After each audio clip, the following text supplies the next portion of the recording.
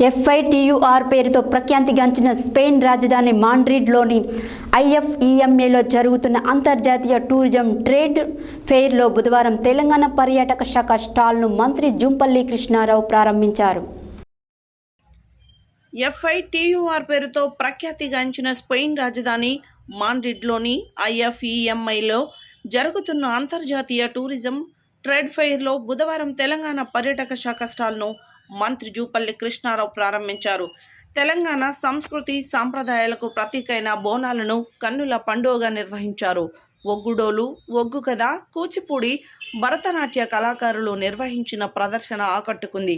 విదేశీ పర్యాటకులు సైతం వీటిని ఆసక్తిగా తిలకించారు.